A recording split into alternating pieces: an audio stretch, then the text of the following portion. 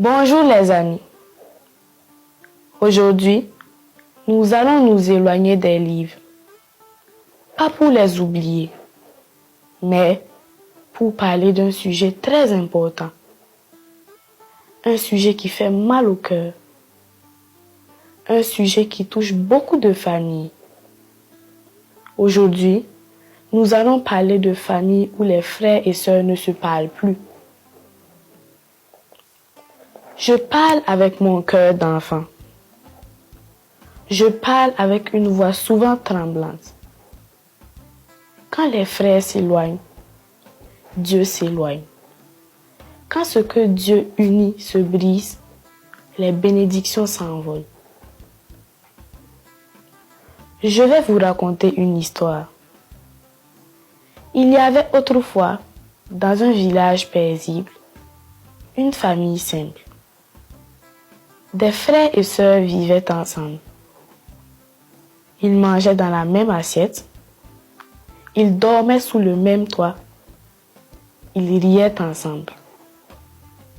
Un jour, quelque chose s'est cassé.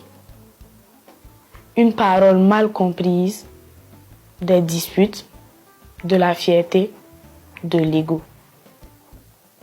Depuis ce jour, des enfants nés du même ventre se sont tournés le dos.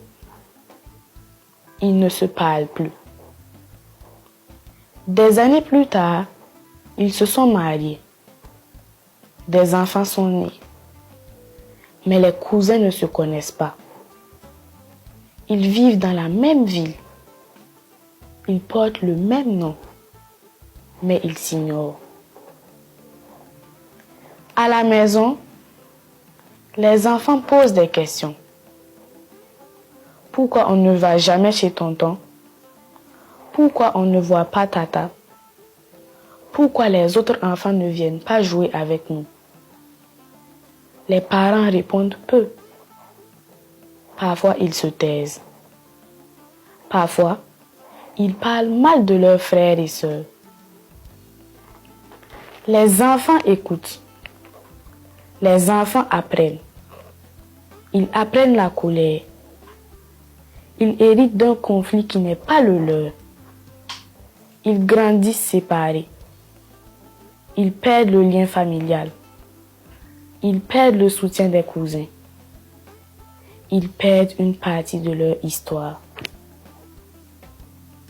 Plus tard, ils manquent de repères et souvent, ils répètent les mêmes conflits. Un enfant qui ne connaît pas sa famille manque de racines. Un enfant qui hérite de la haine apprend la méfiance. Chers parents, quand les frères et les sœurs ne se parlent plus, ce sont les enfants qui en paient le prix. Des innocents qui n'ont rien fait. Les cousins ne sont pas des ennemis. Ils sont une richesse. La famille ne se limite pas à papa, maman et les enfants. Elle inclut les oncles, les tantes, les cousins et les grands-parents. Imaginez un jour des enfants de la même famille qui ne se connaissent pas et qui ont une relation incestueuse. Qui en sera responsable? Vos conflits vous appartiennent. Ne les donnez pas à vos enfants. Parler, c'est protéger l'avenir.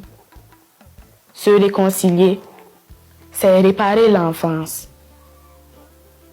Aux enfants qui m'écoutent, si votre famille est divisée, souvenez-vous, vous avez le droit d'aimer tous les membres de votre famille. Vous avez le droit de poser des questions à vos parents. Vous avez le droit de souhaiter la paix. Nous aussi les enfants, avons un rôle à jouer. Nous pouvons rester proches de nos cousins malgré tout. Nous pouvons garder le lien. Il se peut que cela aide les adultes à se rapprocher. Une famille divisée est affaiblie. elle n'aura aucune faveur divine et ancestrale. Une famille unie construit des adultes solides et un avenir radieux. Aujourd'hui, revenons aux valeurs africaines de solidarité et d'entraide. Rebâtissons le noyau familial.